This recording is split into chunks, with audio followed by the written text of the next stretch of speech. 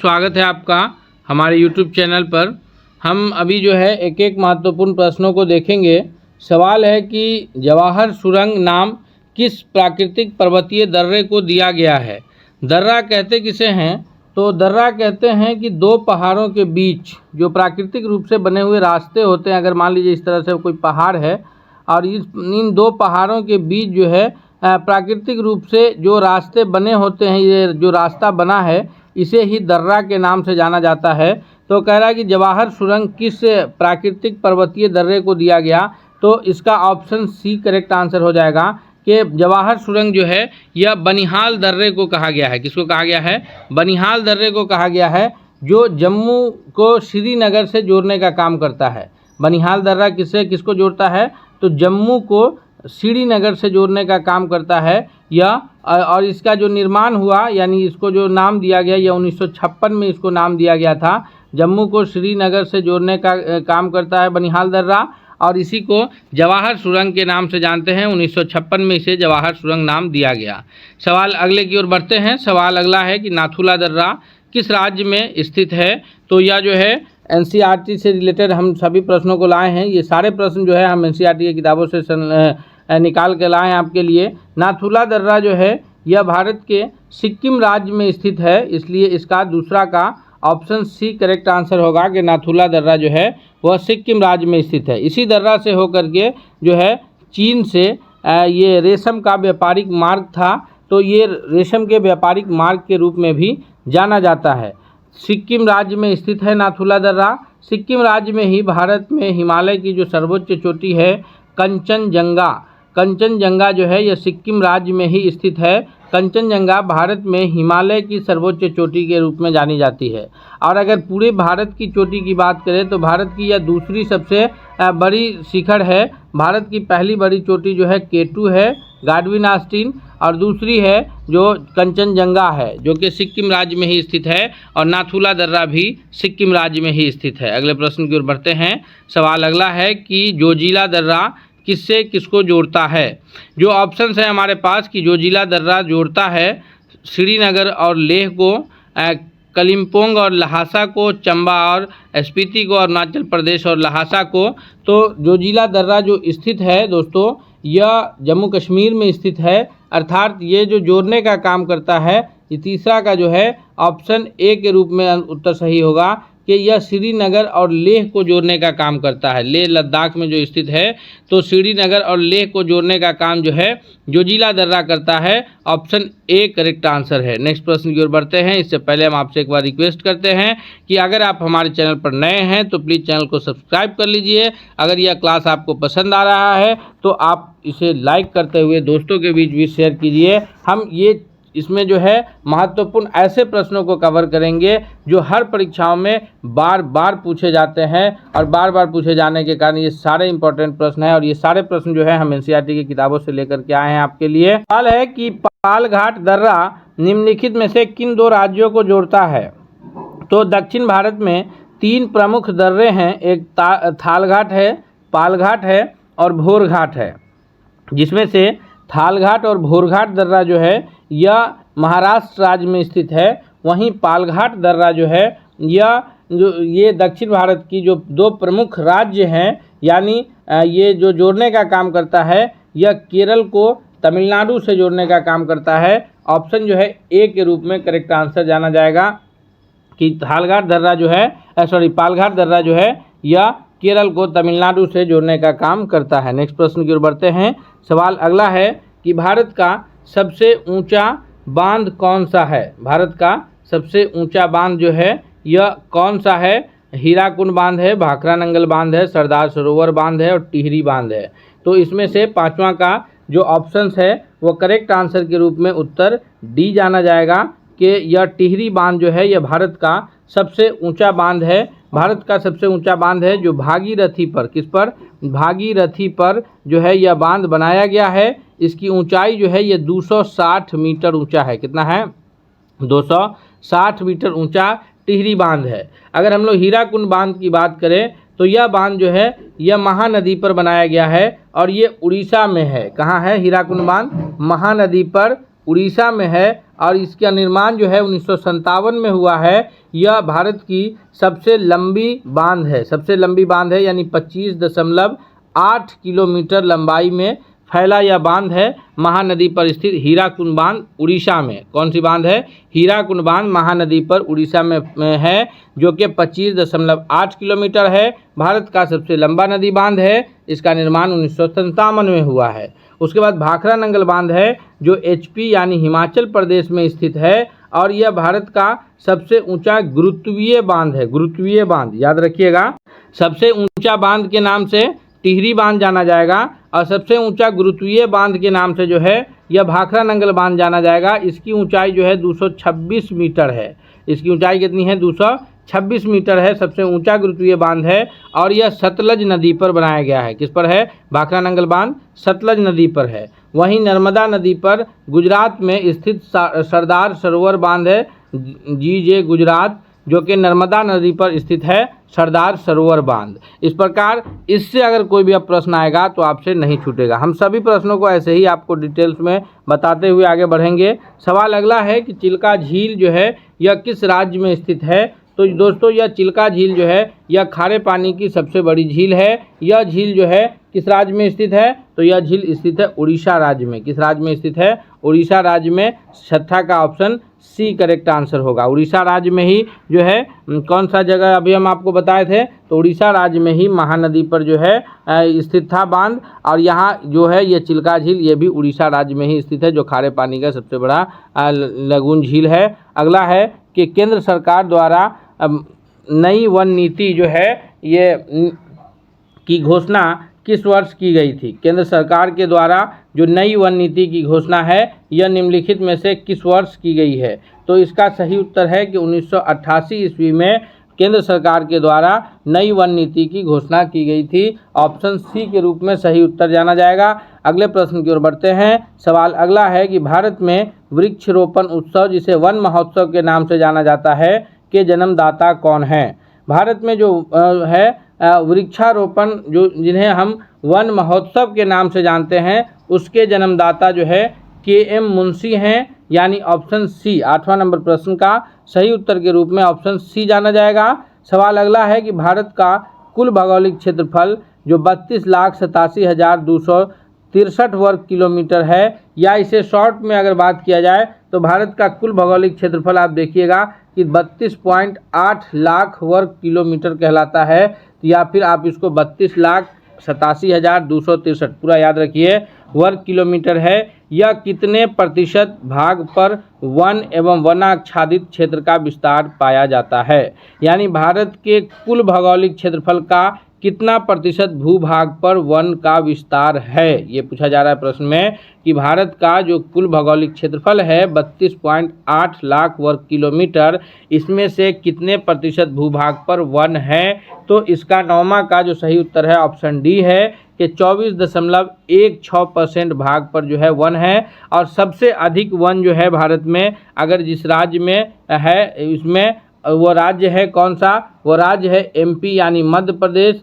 तो सबसे ज़्यादा अगर वन मतलब क्षेत्रफल में अगर प्रतिशत के हिसाब से वन का जो विस्तार है सबसे ज़्यादा वह मध्य प्रदेश में है, याद रखिएगा। और ये जो है भारत में 24.16% भूभाग पर है, जबकि इसको 33% भूभाग पर होना चाहिए, यानी 1/3 भूभाग पर जो है वनों का विस्तार होना चाहिए, जिससे पर्यावरण संतुलित रहेगा, लेकिन उससे आंकड़ा बहुत पीछे है। अगले प्रश्न की ओर बढ़ते हैं। सवाल अगला है कि रेगुर मृदा किसकी कृषि के लिए सर्वाधिक उपयुक्त मानी जाती है? रेगुर मृदा जो है दोस्तों यह स्थानीय भाषा में काली मिट्टी को कहते हैं। तो एक प्रश्न तो यहीं से आपको बन गए कि काली मिट्टी को और किस नाम से जानते हैं? तो काली मिट्टी को रेगुर मृदा के नाम से जानते हैं।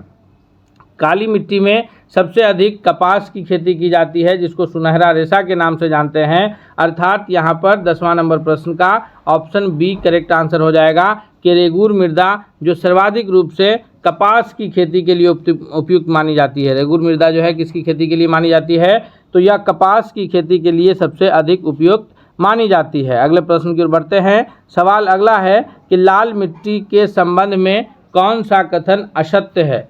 लाल मिट्टी के संबंध में जो असत्य कथन है हमको वो ढूंढना है। कि लौह ऑक्साइड की उपस्थिति के कारण इसका रंग लाल होता है। यह बिल्कुल सही कथन है कि लाल मिट्टी का रंग लाल जो है वह लौह ऑक्साइड की उपस्थिति के कारण होता है। लाल मिट्टी का रंग लाल क्यों होता है? तो उसमें लौह ऑक्साइड की उपस्थिति के कारण होता है। दूसरा ऑप्शन है कि यह शुष्क और आर्द्र क्षेत्रों में पाई जाती है, जो कि बिल्कुल करेक्ट है कि यह सूखे और आर्द्र क्षेत्रों में पाई जाती है। और अगला है कि यह अधिकांशतः तमिलनाडु और आंध्र प्रदेश में पाई जाती है।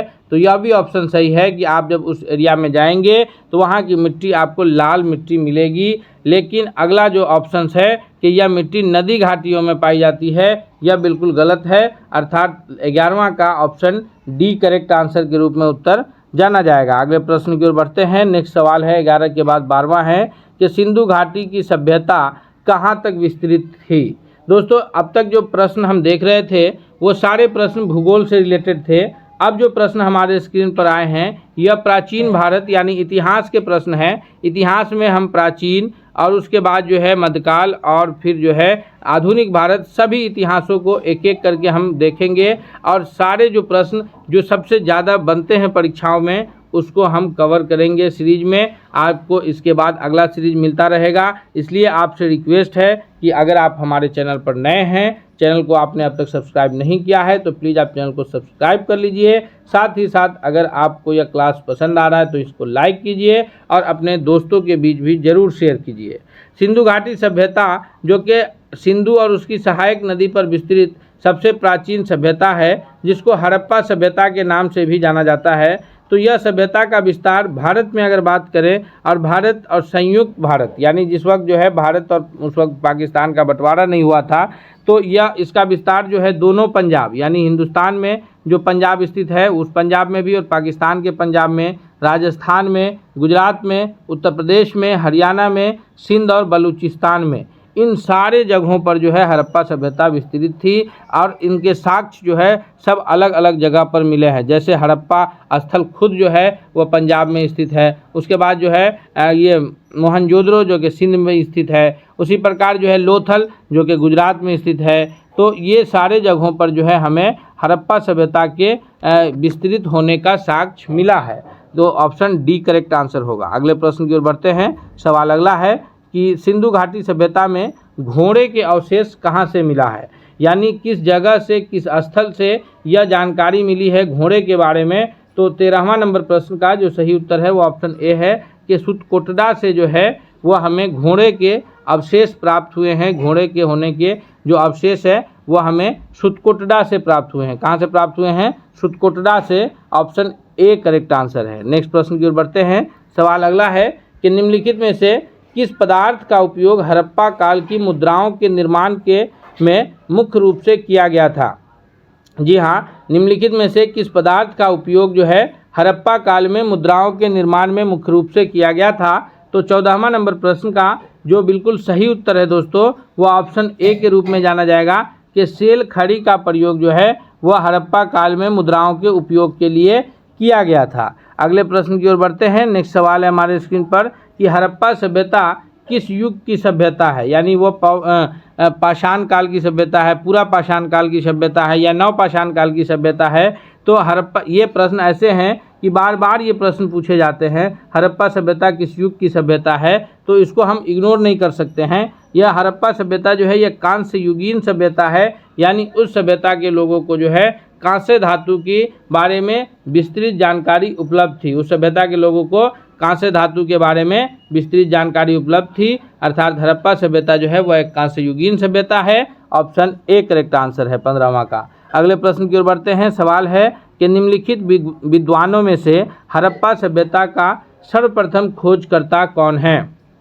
तो हड़प्पा सभ्यता के जो सबसे पहले खोजकर्ता हैं, जो सबसे पहले जिन्होंने उत्खनन कार्य करवाया है हड़प्पा का, वो दयाराम सहनी है। इन्होंने हड़प्पा का उत्खनन कार्य 1921 ईस्वी में कराया था। किसका? हड़प्पा का जो उत्खनन कार्य है 1921 ईस्वी में दयाराम सहनी के द्वारा कराया गया था।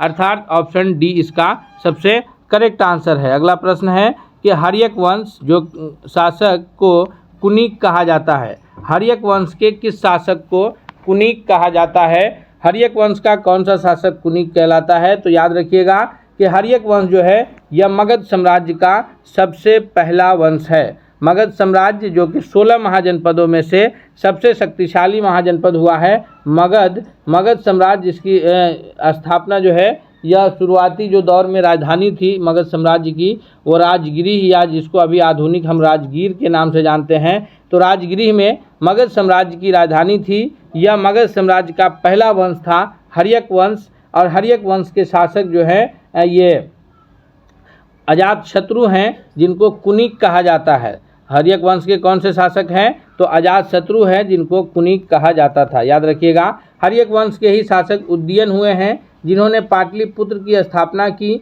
और राजधानी को राजगिरी से पाटलिपुत्र ले जाने का काम किया था। कौन किया था? हर्यक वंश के शासक उदयन किए थे। अगले प्रश्न की ओर बढ़ते हैं। सवाल अगला है कि किस शासक ने गंगा एवं सोन नदी के संगम पर पाटलिपुत्र नामक नगर की स्थापना की है? अभी हम बताएं दोस्तों कि किस शासक ने गंगा एवं सोन नदी के संगम पर जो है पाटलिपुत्र नामक नगर की स्थापना की है। अभी आप लोग कमेंट करके बताइए इस प्रश्न का सही उत्तर क्या होगा, क्योंकि अभी 17वां नंबर प्रश्न में हमने बताया है कि पाटलिपुत्र नगर की स्थापना किसने की थी।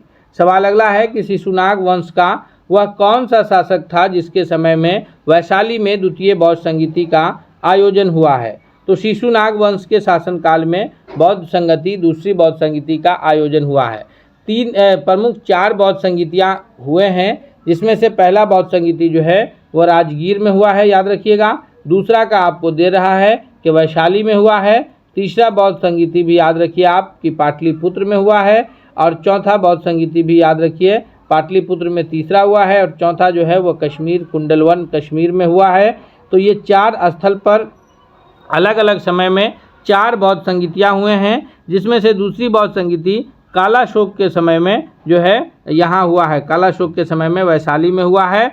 तीसरी बौद्ध संगीति जो है वह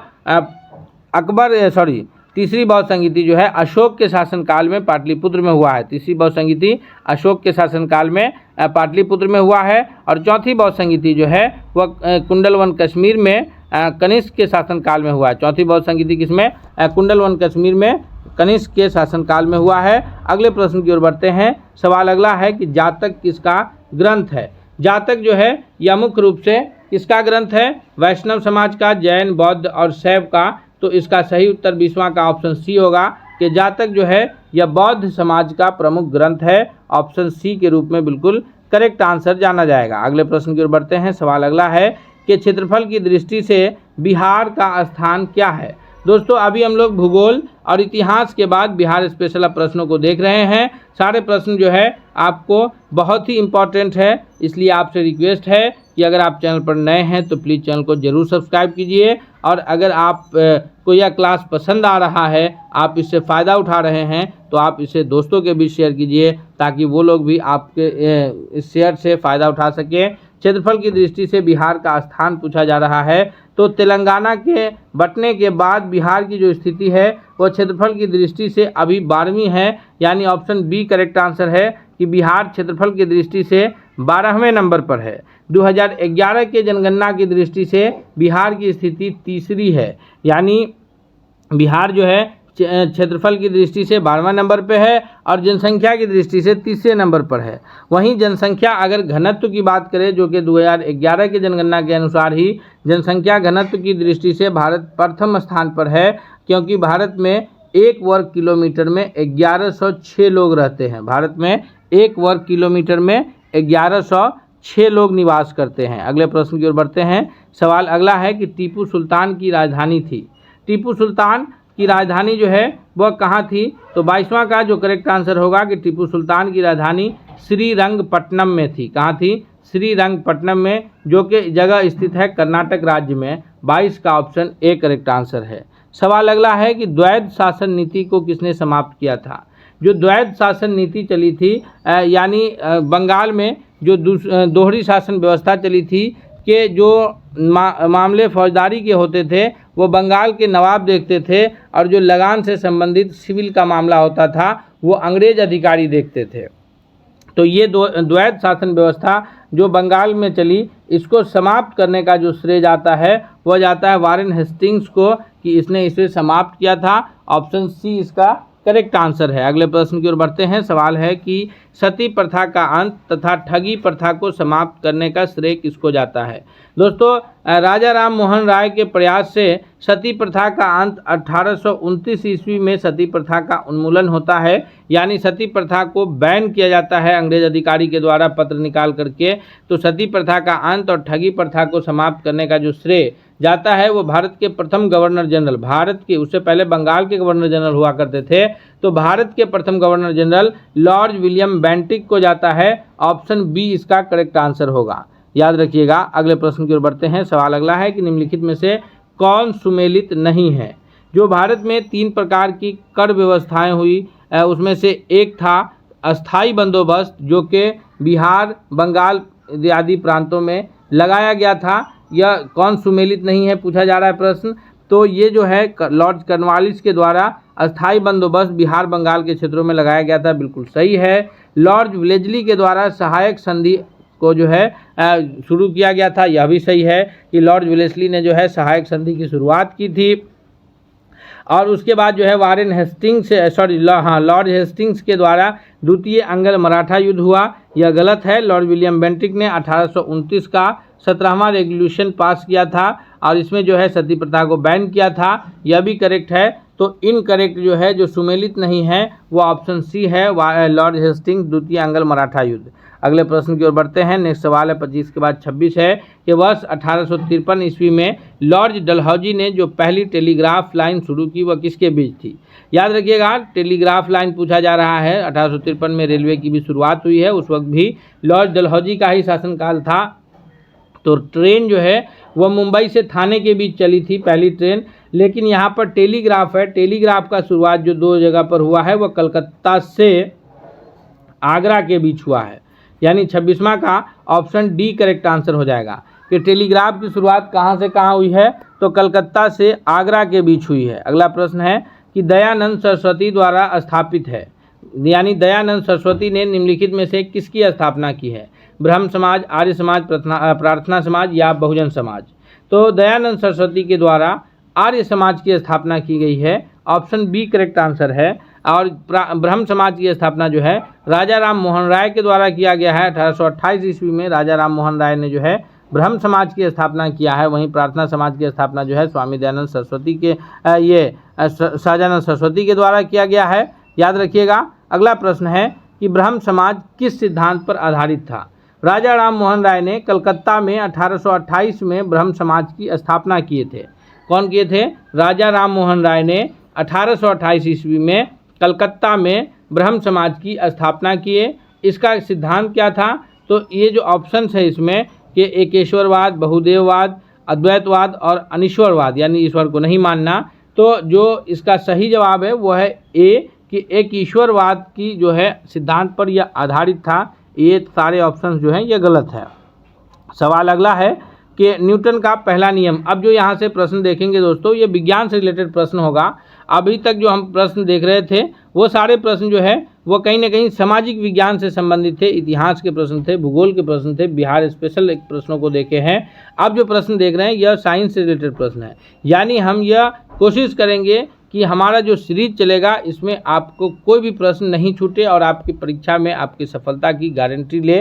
तो इसलिए आपसे रिक्वेस्ट है कि अगर आप चैनल पर नए हैं तो प्लीज़ आप चैनल को जरूर सब्सक्राइब कर लीजिए, वीडियो को अंत तक देखिए और पूरी क्लास का आप फ़ायदा उठाइए, दोस्तों के बीच लिंक शेयर कीजिए।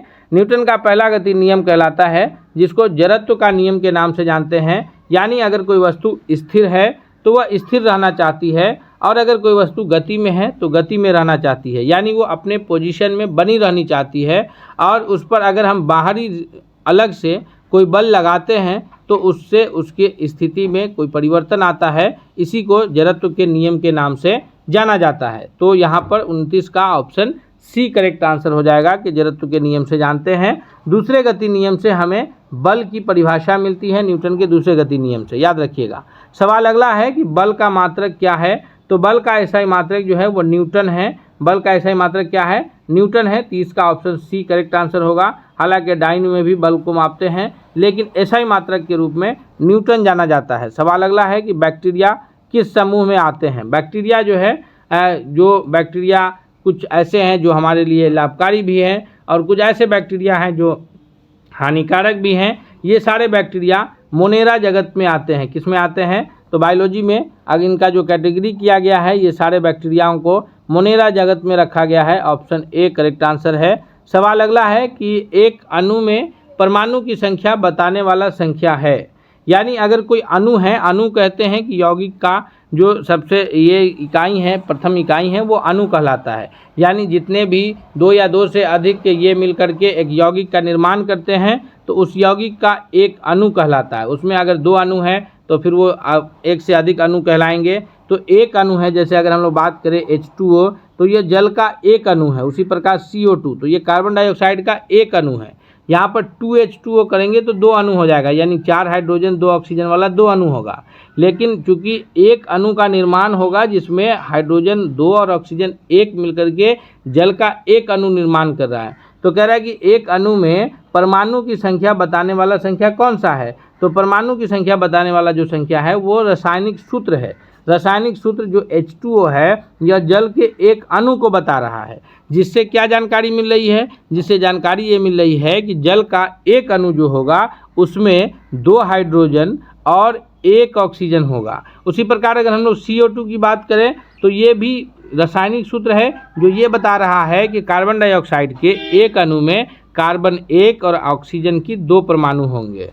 अगले प्रश्न की ओर बढ़ते हैं। सवाल है कि इलेक्ट्रॉन का द्रव्यमान प्रोटॉन से कितना होता है? तो इलेक्ट्रॉन का जो द्रव्यमान होता है दोस्तों वो प्रोटॉन से बिल्कुल कम होता है, न के बराबर होता है, निग्लिजिबल होता है। इलेक्ट्रॉन का द्रव्यमान निग्लिजिबल होता है। यही कारण है कि परमाणु द्रव्यमान में हम लोग प्रोटॉन की संख्या प्लस न्यूट्रॉन की संख्या करके परमाणु द्रव्यमान को निकालते हैं।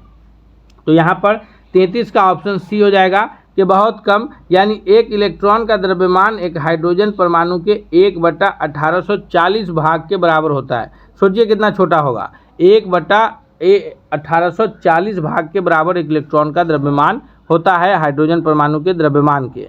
सवाल अगला है कि पौधे की कोशिकाओं में कौन सा अंगक नहीं पाया जाता है? तो पौधे की कोशिकाओं में जो है कोशिका भित्ति पाए जाते हैं जो कि सेल्यूलोज की बनी होती है। यह कोशिका का सबसे बाहरी आवरण है। क्लोरोप्लास्ट पाया जाता है जो कि पत्तियों में है, पौधे को भोजन बनाने में कार्य करता है। रिक्तिकाएँ पाई जाती है। तो अगर पादप कोशिका में नहीं पाया जाता है तो वो सेंट्रियोल है, अर्थात ऑप्शन सी करेक्ट आंसर हो जाएगा। 34 का ऑप्शन सी सबसे सही जवाब है। सवाल अगला है कि कार्य तब होता है जब, यानी साइंस जो है यह कब मानता है कि कार्य होगा?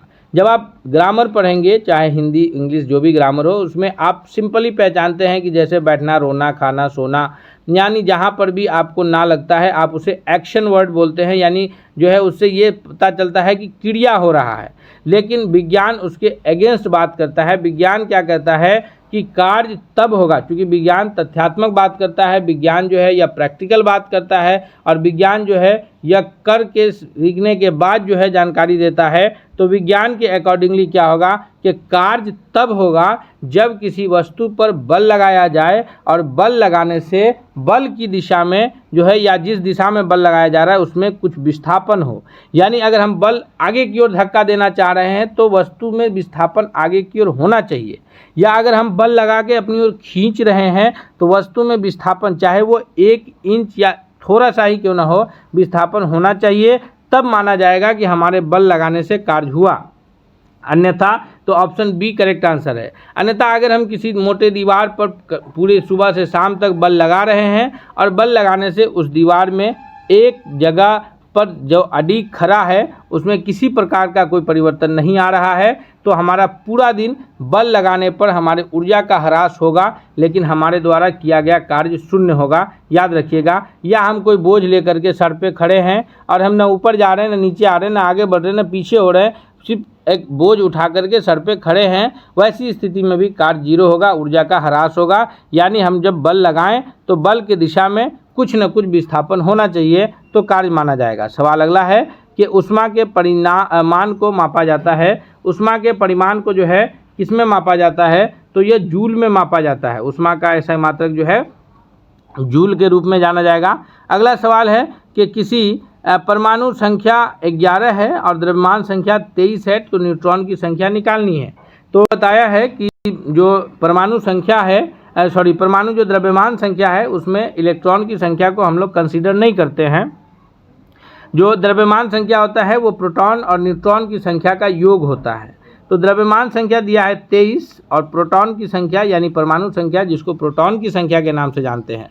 परमाणु संख्या किसको कहते हैं? तो किसी भी तत्व में जो उपस्थित प्रोटॉन की संख्या है परमाणु संख्या कहलाती है। तो 23 में से 11 हम लोग माइनस करेंगे, अर्थात 12 जो है यह संख्या ऑप्शन हो जाएगा ऑप्शन सी। 37 का ऑप्शन सी करेक्ट आंसर हो जाएगा कि प्रोटॉन की संख्या 12 है, न्यूट्रॉन की संख्या उसमें 12 है। अगला है कि धातुएं उष्मा की अच्छी चालक होती है क्यों? यानी धातु पूछा जा रहा है कि धातु उष्मा की अच्छी चालक होती है क्यों? धातु के एक सिरे को गर्म करते हैं तो दूसरा सिरा ऑटोमेटिकली क्यों गर्म होता है? तो इस 38वां नंबर प्रश्न का जो सही जवाब है ऑप्शन सी है कि उसमें मुक्त इलेक्ट्रॉन होते हैं, जिसके कारण वो एक सिरे से दूसरे सिरे तक उष्मा को ले जाते हैं। सवाल अगला है कि प्रोटीन संश्लेषण के लिए जिम्मेदार है। तो दोस्तों प्रोटीन का जो संश्लेषण होता है वो राइबोसोम में होता है। किसमें होता है प्रोटीन का संश्लेषण? कोशिका के राइबोसोम में होता है। लाइसोसोम को आत्महत्या की थैली कहते हैं। माइटोकॉन्ड्रिया है जिसको जो है लाइसोसोम को क्या कहते हैं? आत्महत्या की थैली। याद रखिएगा, लाइसोसोम को आत्महत्या की थैली कहते हैं। माइटोकॉन्ड्रिया है जिसको जो है ऊर्जागृह, कोशिका का ऊर्जागृह पावर हाउस कहा जाता है। सवाल आज के इस सेट का अंतिम है कि यदि कोई वस्तु द्रव्यमान m के साथ गति कर रही है और उसका वेग दुगुना कर दी जाए तो उसका गतिज ऊर्जा होता है हाफ mv², यानी v² होगा। तो जब हम दुगुना करेंगे तो 2 का स्क्वायर हो जाएगा। 2 का स्क्वायर होने का अर्थ यह है कि गतिज ऊर्जा 4 गुनी बढ़ जाएगी, अर्थात ऑप्शन बी करेक्ट आंसर होगा, यानी बी इसका सबसे सही जवाब हो गया।